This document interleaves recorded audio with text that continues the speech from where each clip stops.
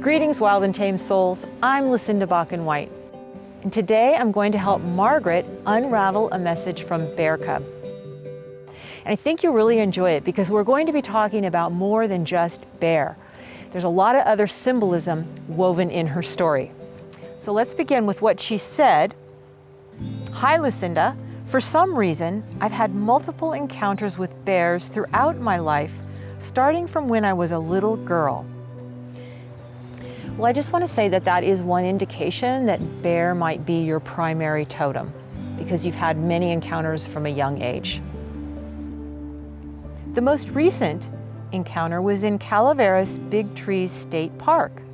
I was walking the loop that goes through the big trees with my elderly dad and his girlfriend, and I had to go to the bathroom. So the words and the way people describe stories speak to me. It's like a dream. And when you're talking about a loop, I have this image of you repeating a pattern or doing the same thing over and over. And it's very circular. But this time, you wanted to leave that loop. You wanted to break that pattern. And you needed to go to the bathroom, which is a place where we release things. We release what's old and what we don't need anymore. So I see this as a turning point, and something is shifting inside or outside of you.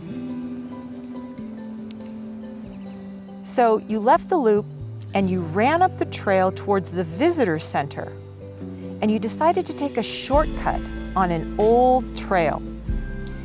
So I also think that it's interesting you were going to the visitor center, because I think of you as a bear, and you're in the forest and it is your territory, but you're going to the visitor center as if you're not 100% convinced that you belong in the forest. You're just a visitor. But you do take a shortcut on an old trail, which is old in the sense of to me it means ancient and primal, something you knew instinctually, how to just cut through that forest and get there like this. So you're vacillating back and forth between owning the ancient primal energy of your bear medicine and not really believing it. I don't really belong here, or it doesn't feel right. So you're waffling back and forth. So you're on this old trail, you're headed towards the visitor center, and when you ran up the trail, it was blocked by a log. And you went to jump over it, but you thought you better look before you leap. And thank goodness you did, because on the other side of the log was a bear cub. So that's really significant. You go off the beaten path on an ancient trail and you have an encounter with a baby bear. Something is blocking you from this baby bear. You are the mother bear, and you have birthed something or want to birth something, and it's just over the log, but there's something blocking you. Could be a person, could be a belief system. I don't know what it is, but it's exciting to me because you're this close.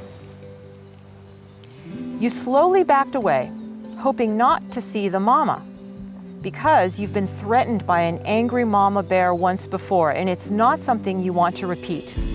You did not see the mama this time, although you're sure she saw you. Well, I think that's really interesting because we're talking about the mama bear, and there's a voice inside your head that's like a mama bear that doesn't really believe in this creative vision or dream that you have. It doesn't have to be a literal baby.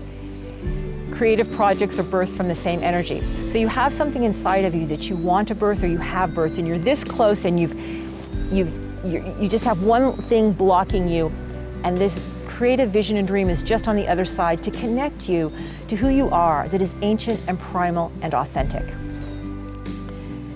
And you conclude by saying, I don't know if there was a message except be careful where I step, respect the land, and that you've heard bears represent leadership, but you're not much of a leader. Well, I love it that you're sensitive to nature and the land, and you're absolutely right. But I also want to say, maybe you're not a leader, but you are a creative. You are a creator, a mama bear, and they are the fiercest mothers and the most creative of all. Thank you, and I hope you all enjoyed this and there was a message for everyone. See you next time.